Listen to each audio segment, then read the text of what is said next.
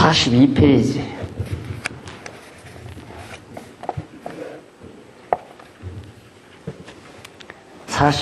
제일 상단에 보시면 은혜에 대한 통속적 개념입니다. 대부분의 많은 사람들이 은혜를 어떻게 생각하고 있는가에 대해서 교부시대 기독교 은혜교리 나오죠. 펠라기우스 나오고, 제일 밑에 두 번째 글도 역시 펠라기우스. 그 다음 이제 어거스틴 이쪽 43페이지. 어거스틴의 은혜교리에 대하여 인간은 하나님의 신적 은혜의 사역에 의해서만 의지의 갱신이 이루어진다고 하여 불가항력적 은혜라는 말을 사용을 했습니다. 그러니까 어거스틴은 이제 로만 캐토릭 천주교의 교리의 원조 역할도 하지만은 개신교의 교리 원조 역할도 합니다. 그러니까 어거스틴을 개신교들도 상당히 이제 중요하게 다루죠. 그런데 어거스틴에게 있어서 또 약간 부정적인 측면은 바로 로만 캐토릭 신학이 바로 어거스틴의 이론 속에서 이제 끄집어 나가죠. 그래서 어거스틴은 완전히 개혁파 신학도 아니고 완전한 로만 캐토릭 구교 신학도 아니라 둘을 다 겸해버린 어떻게 보면 좀 정확하지 않은 신학자죠. 어거스틴 신학이. 그래서 어거스틴이 은혜교리에 대해서 바로 불가항력적 은혜다 하는 말을 썼는데, 그게 이제 우리 칼빈주의자들에게 있어서 불가항력적 은혜라는 말을 쓰잖아요. 그대로 어거스틴에게서 끌어온 거죠. 그 다음 이제 교부시대도 나오고, 그 다음 종교개혁 시대가 46페이지 44페이지 위에서 세 번째죠. 종교개혁 시대의 기독교 은혜교리는 스콜라 신학이 주장하는 이론이 그 중심을 이루었다. 그래서 스콜라 신학자들이 이제 바로 중세신학을 말하는 거예요. 스콜라 신학은 중세신학을 말하는데, 일부의 스콜라 신학자들은 그들 사이에서 은혜교리에 대한 의견이 일치를 보지 못했다. 그러나 널리 알려진 일반적 견해로는 어거스틴의 주장과 완전한 일치를 본 것은 아니지만 상당한 부분에서 일치를 이루고 있다. 그래서 바로 불가항력적 은혜교리라는 데는 상당히 견해를 같이 하는 경우가 많다. 그래서 여러 가지 중요한 스콜라 신학자들, 그 다음 헤일스의 알렉산더라는 사람, 토마스 아퀴나스 이쪽 45페이지 나오죠. 이렇게 종교개혁 시대 이렇게 각각 학자들이나 시대적으로 은혜를 어떻게 보았는가를 다 설명을 해줍니다. 여기에 이들의 설명 가운데 제가 말하고자 하는, 이 책에서 말하고자 하는 은혜의 개념은 전혀 없습니다. 그래서 그걸 부각하기 위해서 이런 것들을, 그러니까 왜 이런 말을 하냐면, 전혀 제가 공부를 안 하고 학자들이 하는 얘기를 알지도 못하면서 일방적으로 그냥 쏟아내는 얘기가 아니라, 이렇게 역사적으로, 시대적으로, 신학적으로 많은 학자들이 주장을 했어도 그 은혜교리에 대한 성경적 정확성이 없었다. 근데 성경적인 은혜는 바로 이런 것이다 라는 걸 말하기 위해서 서론에서 지금 아까 시간 이어서 계속해서 말씀을 드린 겁니다. 따라서 바로 율법과 죄 그리고 은혜라는 책은 매우 중요하다. 왜 중요하냐면 신앙 성숙에 중요하고 신학 정립에 중요하고, 그런데 사람들은 율법이나 죄나 은혜를 어떻게 알고 있는가? 일반적으로. 그래서 그 일반적으로 알고 있는 통속적 개념들을 말씀을 해드린 겁니다. 이것은 완전치 못한 개념들이다라는 걸 전제하고 있는 말이에요. 서론에서 말한 얘기는 불완전한 언어 개념들을 그대로 우리 교회가 지금까지 안고 신학을 정립해 오려고 하다 보니까 바르게 정립이 안 됐다 하는 얘기거든요. 그러면 이제 본론에 들어가는데, 율법과 죄에 관한 문제입니다. 그러니까 율법은 율법만 가지고는 설명이 안 되고 율법과 죄와의 관계성 속에서 정확한 개념이, 율법도 정확하게 개념이 들어오고 죄라는 것도 정확하게 개념 정립이 가능하다, 그런 뜻이에요. 그래서 율법과 관계없는 죄가 있고, 그거 넘어가 보면 율법과 관계가 없는 죄가 있어요. 율법과 앞에서 지금 학자들이나 우리 성도들이 생각하는 하나님의 말씀을 범하면, 즉 율법을 범하면 죄다, 그렇게 생각한다면 율법이 있기 전에 죄가 있잖아요. 바울도 그 말을 하잖아요. 율법이 있기 전에 죄가 있었다. 그러면 율법을 범해서 죄가 되는 게 아니라 율법과 무관하게 죄가 있었다는 확증이 있는 거죠. 그런 것들을 제가 근거 자료로 그 밑에 풋노트에 다 달아놨습니다. 그러니까 목사님들이 하나하나 자세하게 살펴보시면 근거가 분명하고 확실하게 나타날 수 있으니까요. 자, 그래서 우선 대충 설명을 드리면요, 좀 쉽게, 이제는 제가 일일이 읽어서 할 시간이 없죠. 시간적으로. 네.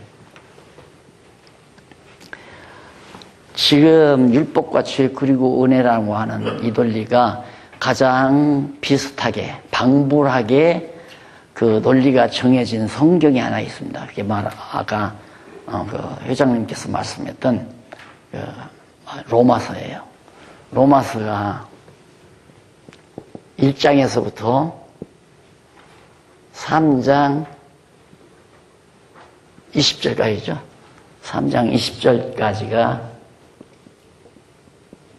인간의 불입니다. 불의. 인간은 다 불의하다. 그리고 3장 21절부터 11장까지. 그것은 하나님의 의입니다. 하나님의 의. 그 다음은 12장부터 16장까지가 바로 하나님의 의, 그 다음 성도의 생활입니다. 성도의 예배 생활.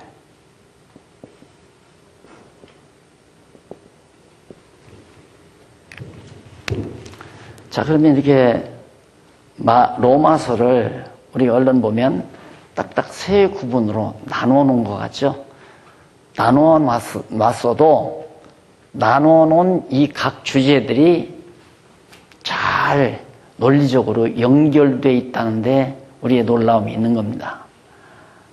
따로따로 다 떨어져 있는 것이 아니라 이런 논리들이, 이런 주제들이 다 하나의 논리적 체계로 연결이 되어 있다.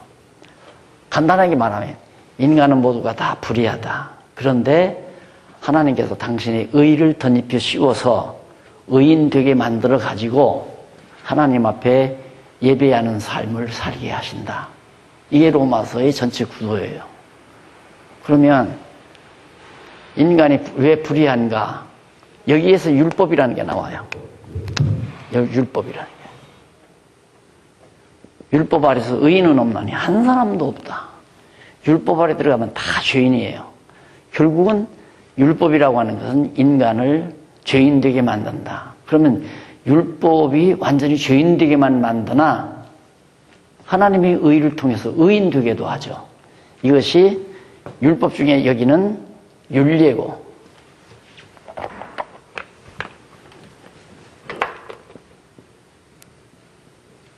율법으로 말하자면 여기는 율례고, 여기는 규례고, 여기는 이제 규례를 통해서 하나님의 백성으로서의 삶을 살도록, 이게 율법을 지키며 사는 삶이 뭐냐면, 율례로 말미암아 이스라엘 백성들이 죄인이 되잖아요. 도둑질을 했다, 남의 물건으로 도둑질을 했다, 거짓말을 했다, 살인을 했다, 죄인이 됩니다. 그러면 짐승을 잡아가지고 가지요. 가서 제사를 드려요. 그러면 의인이 돼요. 의인이 된 다음에 백성으로서 이제 하나님의 거룩한 백성으로 이제 거룩한 삶이에요. 거룩한. 하나님이 의롭게 만들었으니까 의인이 걸어가는 삶을 산다. 그러니까 얼마나 정확합니까?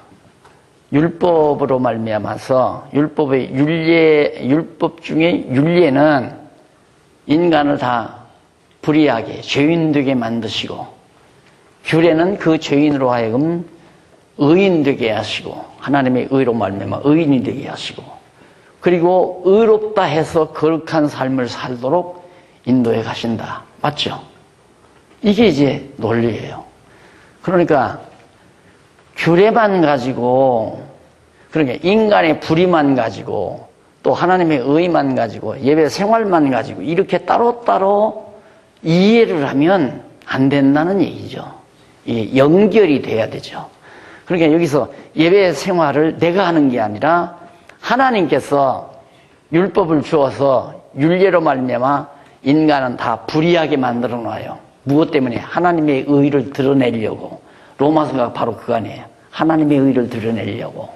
하나님이 왜 인간을 의인은 없이 한 사람도 없이 다 불의하게 만들어 놓는가? 율법 아래 두어가지고. 그 이유는 하나님 당신의 의를, 인간의 의가 아닌 하나님의 의를 드러내시려고 하나님께서 전부 인간을 불의 가운데 가두어 놨다. 그래 놓고 죄인으로 하여금 하나님의 의를 덧입혀 가지고 의인이 되게 만들어요. 그게 규례란 말입니다. 그래서 지난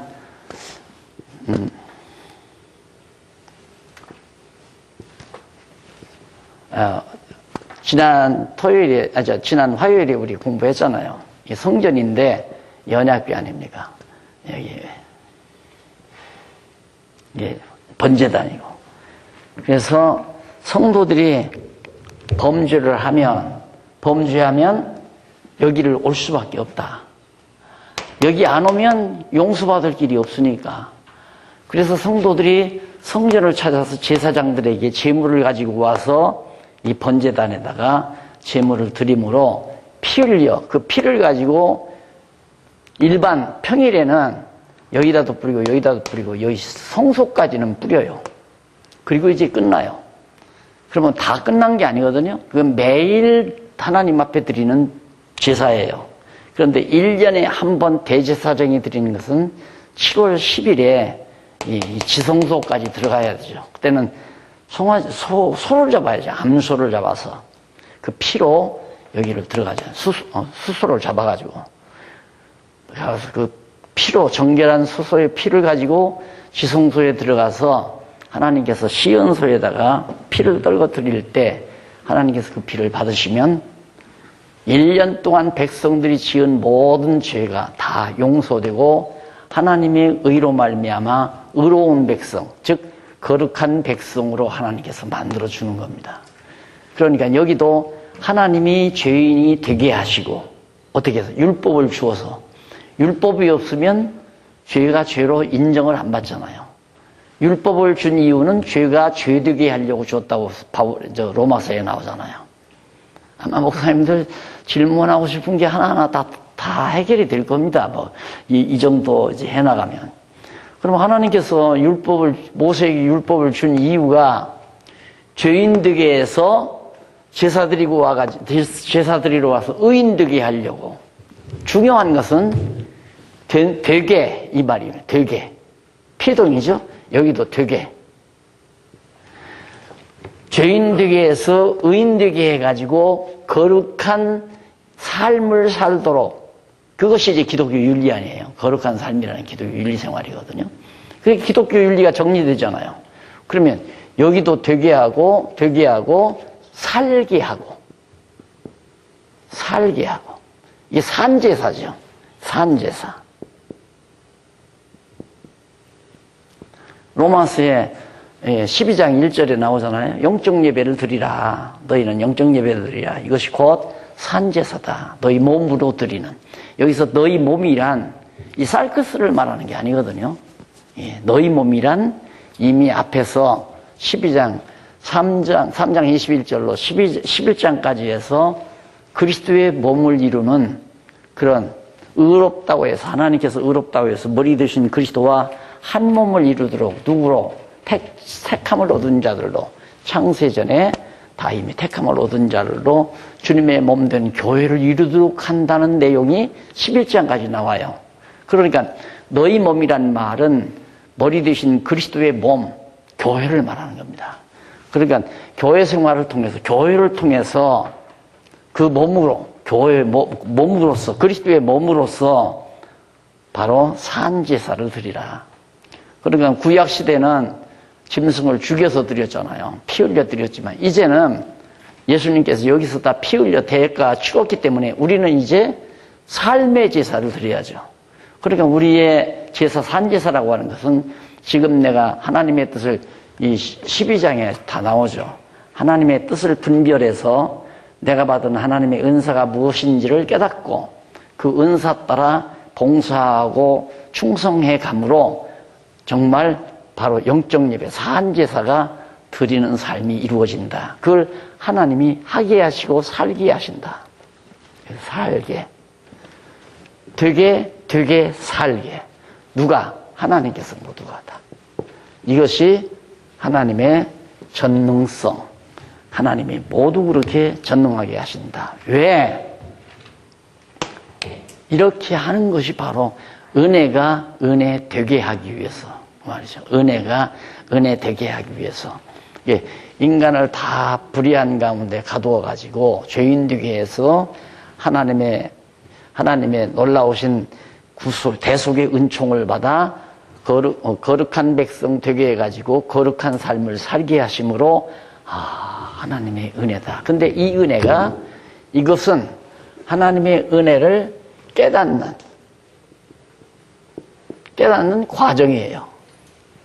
그러니까 하나님께서 하나님의 은혜를 깨닫게 하는 과정, 이게. 그러면 하나님의 어떤 걸 깨닫는가? 이미 창세전 그리스도 안에서 이미 예정한 은혜. 에베소서에 보면 은혜의 영광을 찬미케 하려 한다. 그 은혜의 영광을 찬미케 하려 한다는 내용 가운데 하나님께서 창세전 그리스도 안에서 우리를 예정했다 이 말이에요. 그 예정한 것이 은혜다 이 말입니다. 근데 이걸 알려줘야 되잖아요. 예정이 하나님의 은혜인데 아무 대가 없이 무조건, 아까 어거스틴이 말한 대로 불가항력적 은혜라고 그랬잖아요. 전혀 불가항력적인 하나님의 은혜인데, 불가항력적인 하나님의 은혜를 깨닫게 하는 방법이 뭐냐면 죄인 되게 해서 죄인, 인간 다 불의한 인간이, 율법 아래서 불의한 인간이 되게 해서 바로 규례를 통하여, 이런 제사 규례를 통하여 우리는 예수 그리스도의 구속의 은총을 통하여, 그 말이죠. 구약 시대에는 이 성전 제사를 통하여 하나님의 의를 힘입혀 가지고 거룩한 백성을 삼잖아요. 거룩한 백성 삼아서 거룩한 삶을 살게 하신다고 합니다. 되게 하시고 살게 하시고 죄인 되게 하시고 의인 되게 하시고 거룩한 삶을 살게 하시고, 이렇게 해서 은혜를 깨닫고 은혜의 영광을 찬미케 하려고 하나님이 이렇게 섭리하신다. 정리되셨습니까? 네. 그것이 이 책이 말하는 핵심 맥입니다. 핵심적인 맥. 그래서 여기는 율법과 죄, 그리고 은혜. 내가 정말 거룩한 삶을 산다는 것이 내 공로가 아니라 완전히 하나님의 은혜다. 여기도 죄라는 것. 나는 율법 아래서 죄인 됐지만은 이 죄를 하나님께서 다 규례를 통해서 제거해버리고 나를 의인 되게 했다. 그래가지고 의인 되게만 한 것이 아니라, 거룩한 백성만 되게 한 것이 아니라 거룩한 백성으로서의 삶을 살게 하시는 것이 오늘 우리 신약시대 성도들이 드려야 될 영적 예배요 산제사다 말이에요. 자, 이게 목사님들에게 수납이 되신다면 이제 이 방향으로 성경 강론이 계속 되는 겁니다. 결국 이 책도 바로 그거예요. 결국 여호와 하나님께서, 하나님이 여호와로 하나님 여호와로 계시하시는 것이 성경이라고 그랬잖아요. 성경은, 신구약 모든 성경은 여호와 하나님을 계시하는 거다. 계시하시는 것이 바로 하나님께서 다 창세전 예정하신 대로 이렇게 구원해 주실 것을 언약하시고, 이렇게 섭리하실 것을 언약하시고, 언약대로 모든 것 예수 그리스도 보내가지고, 여기서 그리스도 보내잖아요. 예수 그리스도를 보내서 이렇게 이루어 가심으로 하나님의 백성들로서의 거룩한 삶을 살게 하신 그런 언약대로 이루신 여호와를 계시하기 위한 것이다. 그러니까 이렇게 섭리하는 것이 목적이 아니라 이렇게 섭리하심으로 우리 인간은 하나님의 은혜를 깨닫고 은혜의 영광을 찬미하며 여호와를 경외하게 되고, 여호와께서는 당신을 계시하시는 것이 목적이고, 여호와께서 당신을 이런 방법으로 계시하다 보니까 우리는 깨닫고 여호와를 찬양하게 되고 그런 거예요. 자, 그래서 바로 지금 제가 정리하려는 것이 율법과 죄에 관한 문제.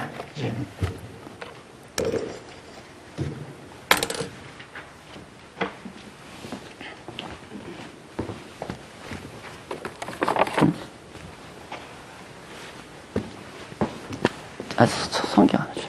성경 자꾸 넘어가, 책이. 성경에? 네. 성경 좀 보시죠.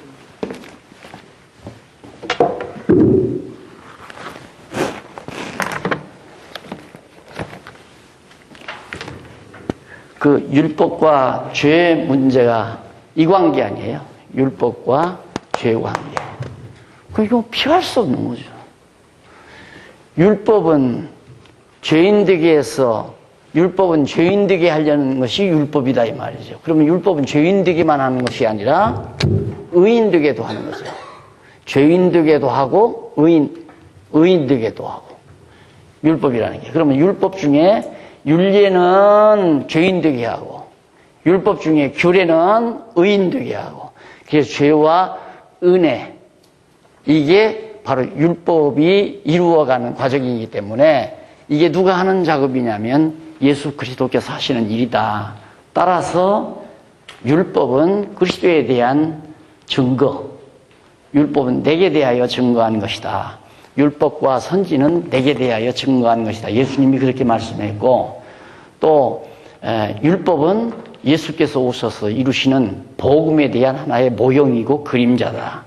예수님은 죄를 위해서 죽으시고 의인 되게 하기 위해서 살으시고, 이게 그리스도 사건 아닙니까? 죄와 은혜라고 하는 것은, 죄와 의라고 하는 것은 죄를 인하여 죽으시고 의를 인하여 살으시고, 우리를 의롭다 하기 위해서 부활하시고 죄를 위해서 속죄 위해서 피 흘려 죽으시고, 그것처럼 율법은 죽이고 살리고 죽이고 살리고, 그래서 율례로는 죄인 되게 해서 죽게 만들고, 규례로는 바로 은혜로, 하나님의 은혜로 살게 만드시고, 그렇게 해서 거룩한 삶을 살게 하시는 것이 하나님의 크신 은혜다. 하나님의 은혜다. 그 은혜.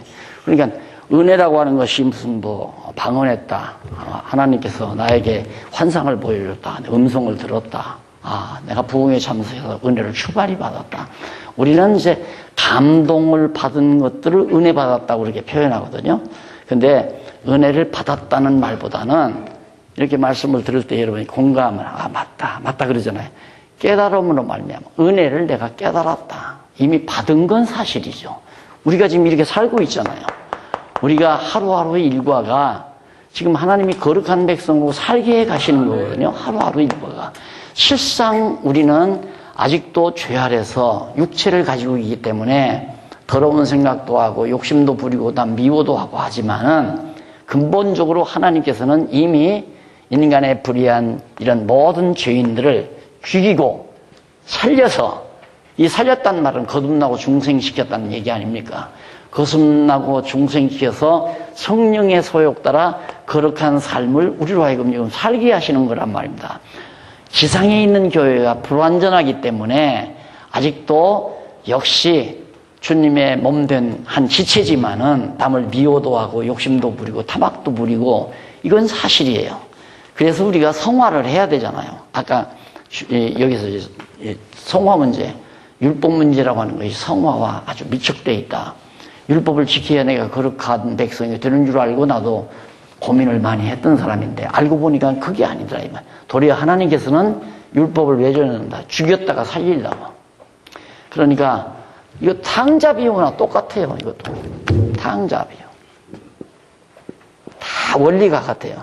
탕자, 아버지가 내쫓아요. 내보내요.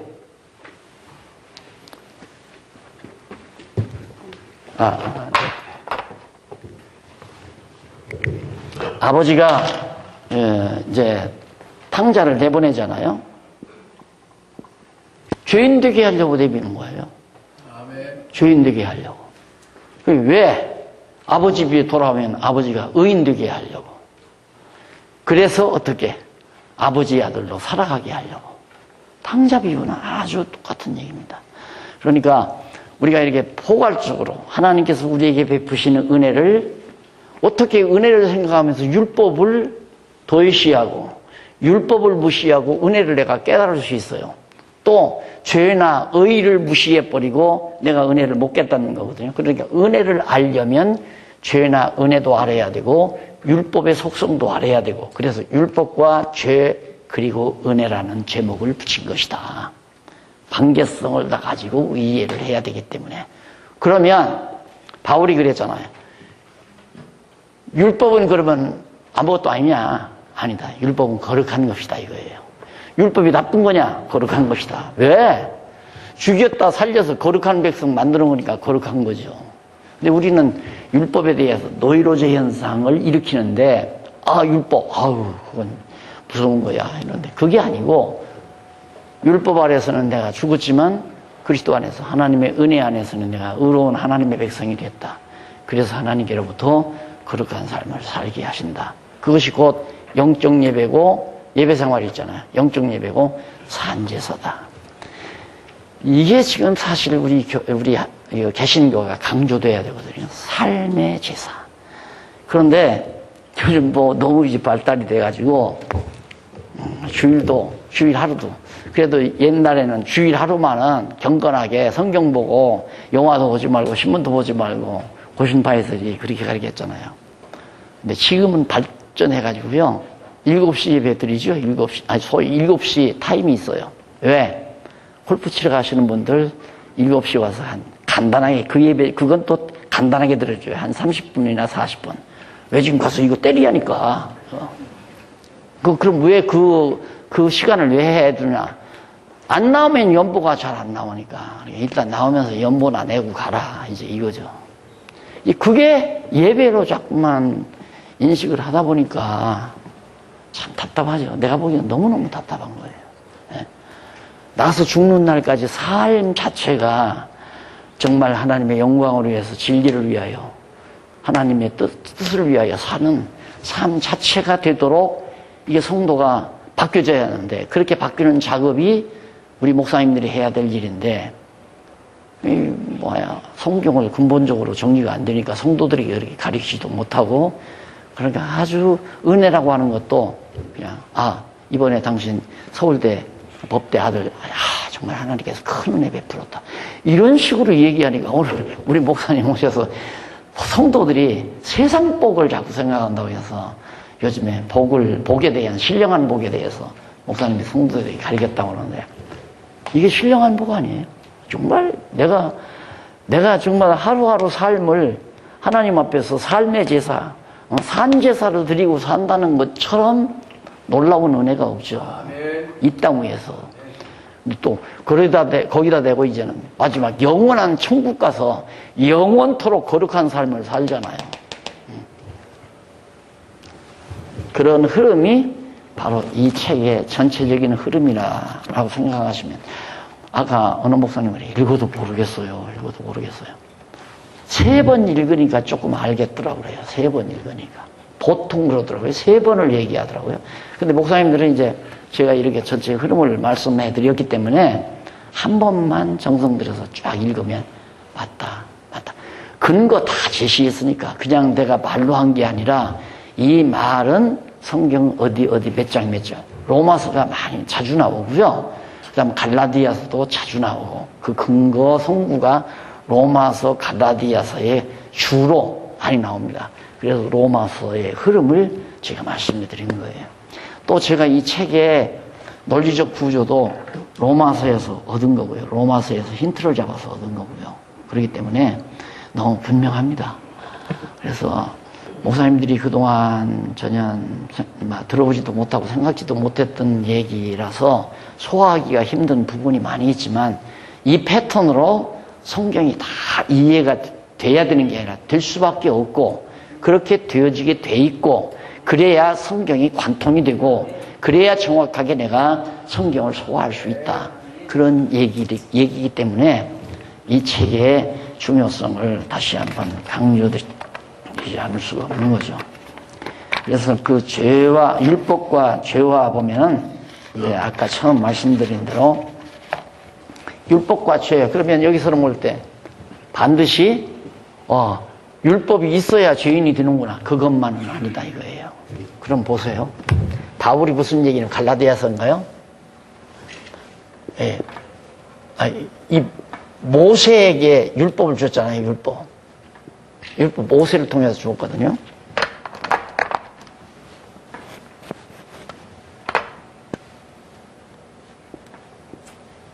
모세에게 율법을 줬는데 430년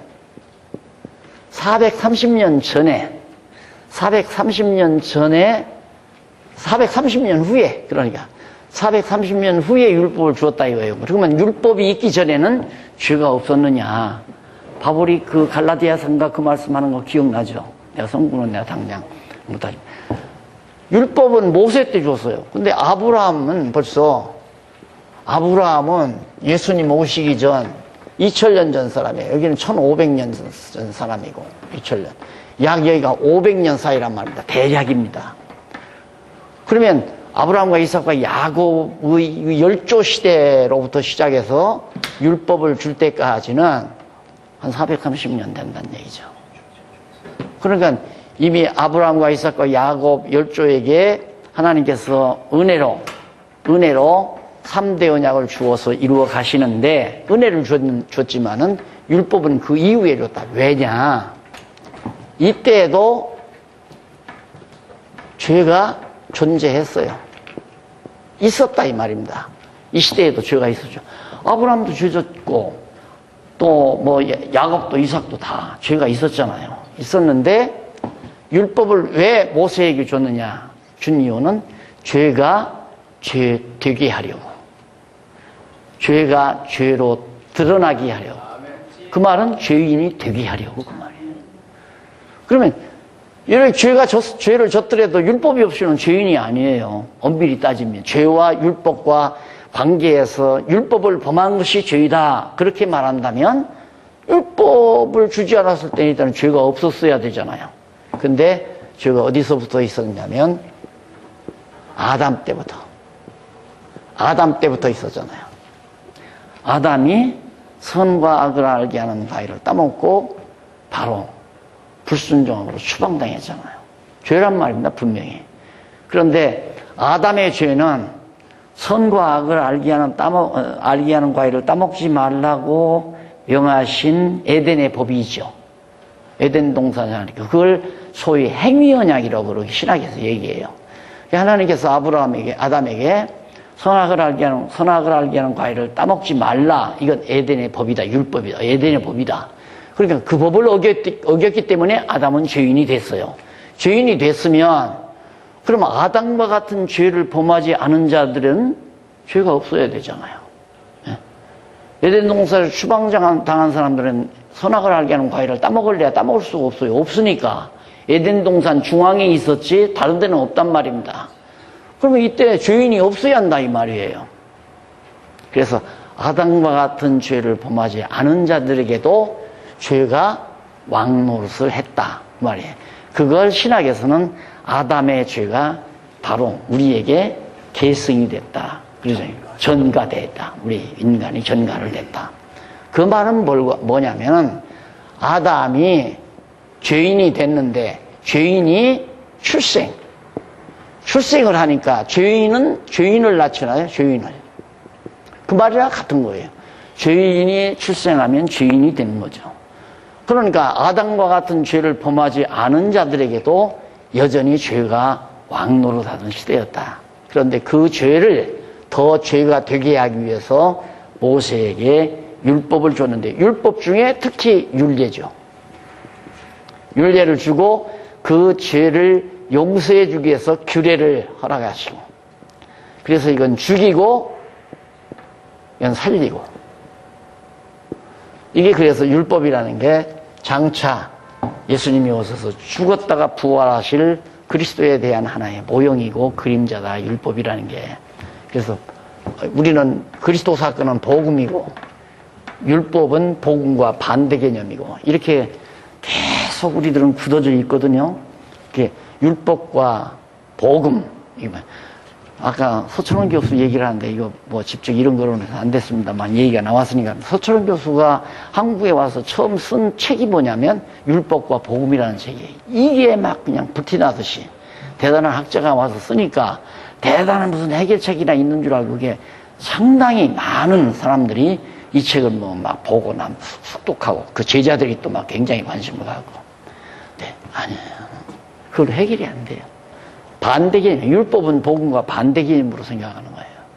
그런데 그게 아니라 성경은 율법은 오실 자 예수 그리스도에 대한 증거고, 그 증거는 율례는 죽이고 규례는 살림으로 예수 그리스도가 죽었다가 부활하실 것에 대한 하나의 구체적인 예표로서의 그림자다.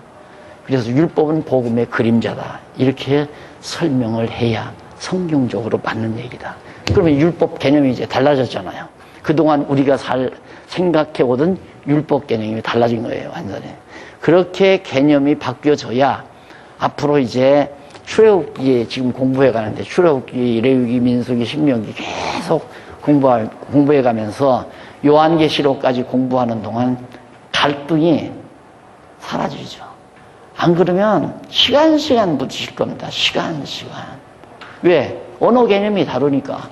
내가 말하는 율법은 죽이고 살리는 율법을 말하는데, 일반적으로 생각하는 건 복음의 반대가 율법이라고 생각을 하니까, 그리고 율법을 또 우리가 지켜야 된다고, 도덕법이라고 생각해서 이건 남았으니까 지켜야 된다고 생각하는 개념을 가지고는 나하고 소통이 안 되는 거죠. 언어 소통이. 그렇게 되면 늘 갈등이 생기게 되고, 이제 우리 충돌이 일어나게 되고. 그래서 오늘 같은 시간을 갖게 됐다는 게 참 저로서는 매우 참 좋고요, 즐겁고, 오늘 저녁 대충 흐름을 지금 이렇게 말씀을 드렸으니까, 여기 보면 제목만 보고 넘어가 보십시다. 타락 이전에 악이 있었다 그러잖아요. 타락 이전에. 그러면 아담 타락이 여기에요? 아담이 선악과를 먹고 타락한 게. 그럼 타락하기 이전에 악이 있었다. 악. 놀라운 얘기죠. 타락하기 이전에 악이 있었다. 근데 그것 뭐 생전 안 들어보던 얘기지만 너무 뻔한 얘기예요.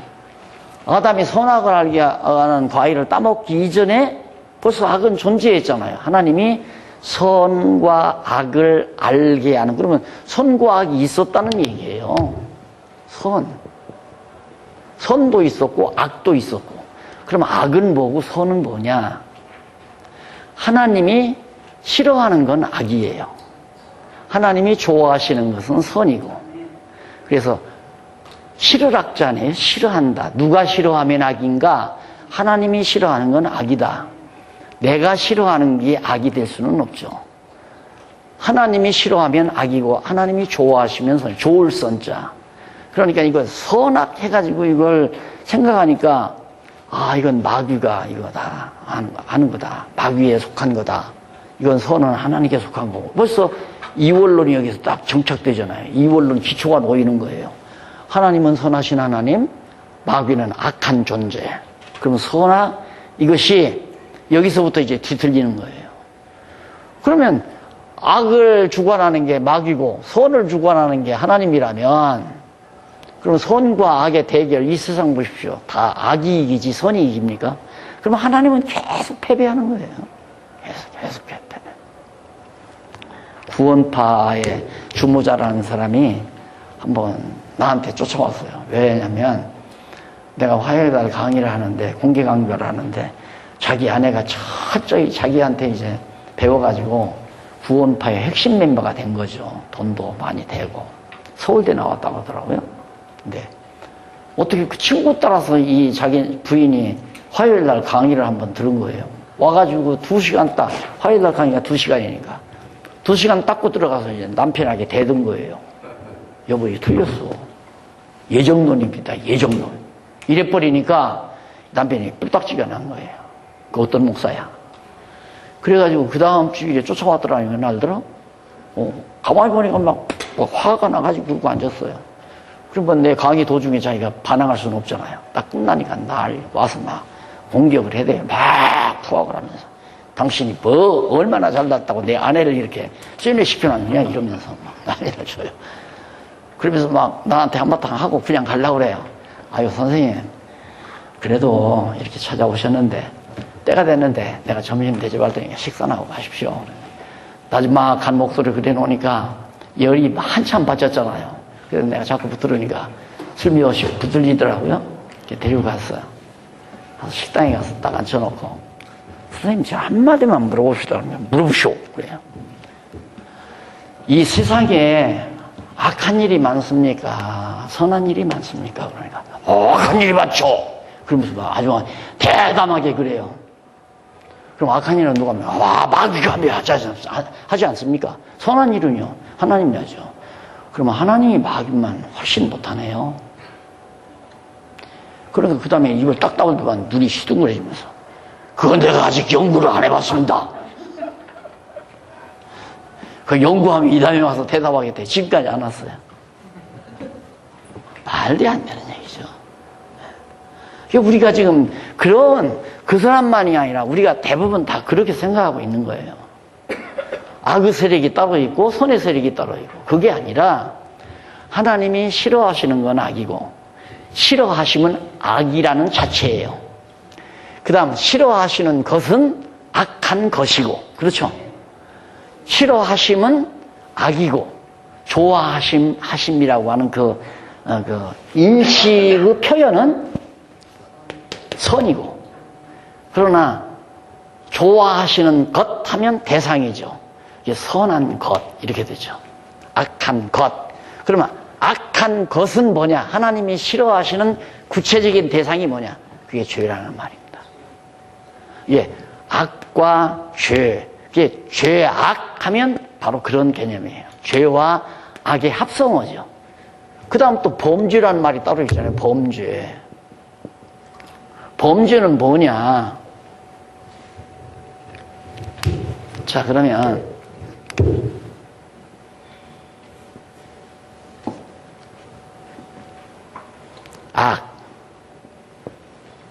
악은 죄다. 악과 죄다.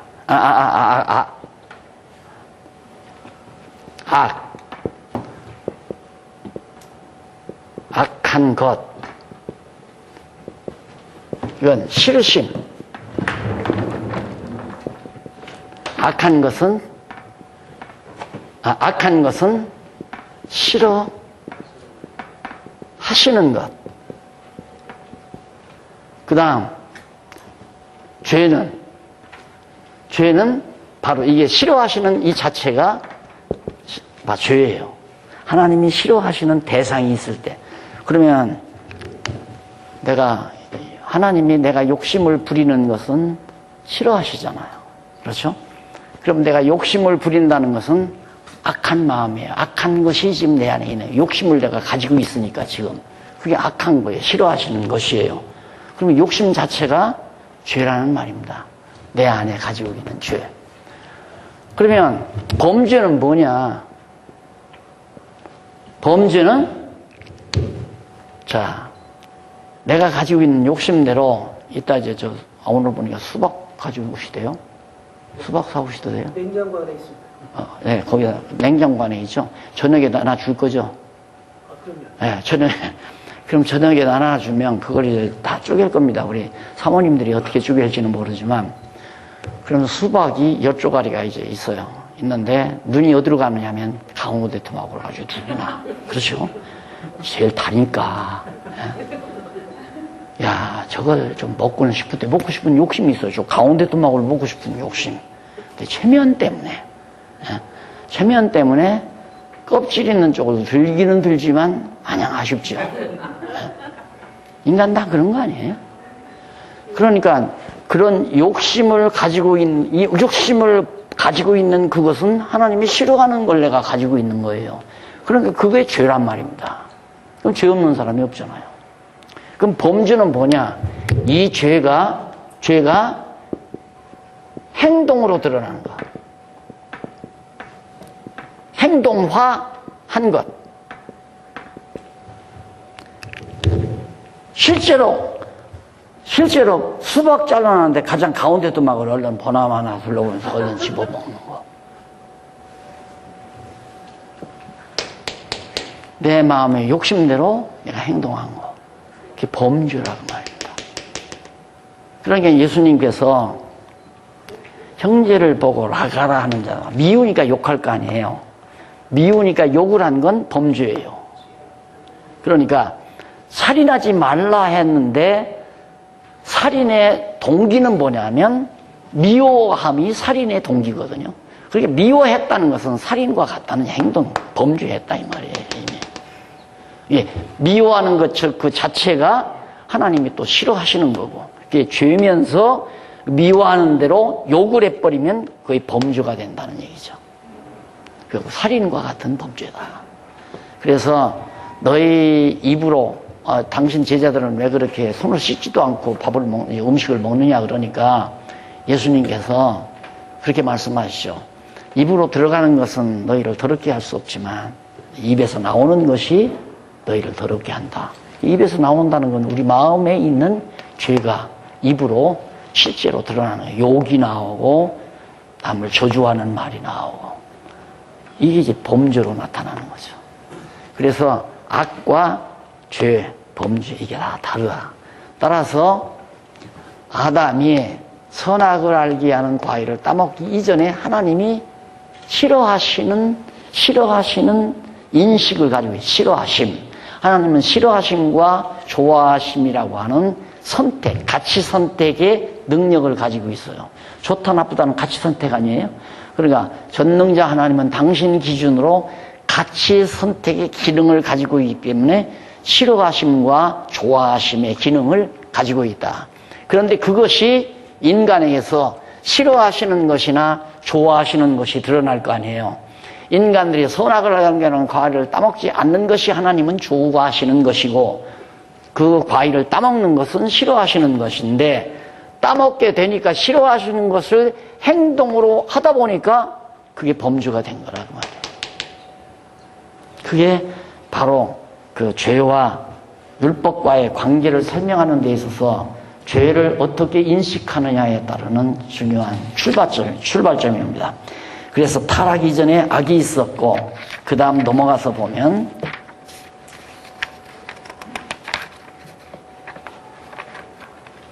아마 이제 그런 생각을 가지시고 읽어보시면 오늘 강의 들으신 분은 이 책 한 번만 정독을 하시면 깔끔하게 정리가 되실 겁니다. 두 번째 1페이지면 62페이지 한쪽 가로 2번 율법 이전에 죄가 있었다. 자, 그러면 아담 타락 이전에 악이 있었고 모세의 율법이 있기 전에 죄가 있었다. 모세의 율법이 있기 이전에 죄가 있었다. 근데 430년 후에 율법을 주신 모세에게 율법을 줬는데 430년 이전에 하나님께서 정말 아브라함에게 언약하시고 그 이전에는 죄가 없었는가? 있었다. 이때도 다 죄가 있었고 죄가 있었는데 죄가 죄 되게 하기 위해서 하나님께서 율법을 주었고 율법 중에 율례를 주었고 죽이려고. 왜 죽이려고? 살리려고. 죽이는 건 왜 죽이는가? 살리려고. 안 죽이면 살릴 수가 없잖아요. 죽이지 않고 살릴 수는 없기 때문에 죽여서 살려야 은혜인 줄을 아니까. 아주 우리가 쉽게 우리의 감정대로 쉽게 이해하려면 정말 우리 조 목사가 너무 내가 볼 때 아주 아름다운 여자로 가장을 하십시다. 저 여자하고 꼭 만나서 결혼을 해야 하는데 얼마나 콧대가 센지 아무리 유혹해도 아무리 꼬셔도 넘어오질 않아요. 친구들하고 짜죠. 여름에 이제 바닷가로 가자 놀러. 그래 데리고 가는 거예요. 가서 야, 또 살살 꼬셔서 수영 가르쳐 준다고 저 바닷가 운대로 들어가. 끌고 들어가. 들어가가지고 친구에게 바닷 가운데다 놔줘버리고 그냥 나오라고 하죠. 그냥 허부적 다 빠져서 물 먹고 막 바닷속으로 들어가요. 그러면 내가 수영 선수 아닙니까? 내가 다 거짓말로 수영 선수예요. 팍 들어가서 아까 우리 이정춘 목사님 여자를 뭐 3명이나 구출해 주는데 나와 보니까 나는 죽을 뻔 알았는데 어디로 도망가 버리고 말한다고 잘못했으니까 그러죠. 그래서 다 죽어가는 여자를 데려다가 가서 막 물 빼고 호흡시키고 살려냈어요. 그런 친구들이 야, 너 이 박용기가 내 생명의 은인이야. 그럼 자다가도 생각나고 밥 먹다가도 생각나고 그러면 내가 전화 메시지라도 하나 딱 돌리면 막 가슴이 덜렁덜렁 하죠. 바로 그렇게 해서 은혜를 깨닫게 해가지고 하나님의 사람을 거룩한 하나님의 자녀를 만들어 가시는 것이 하나님의 놀라운 섭니다. 은혜의 섭니다. 그 말입니다. 이 책 강의 다 한 것 같은데 이제. 자, 그 다음 넘어가서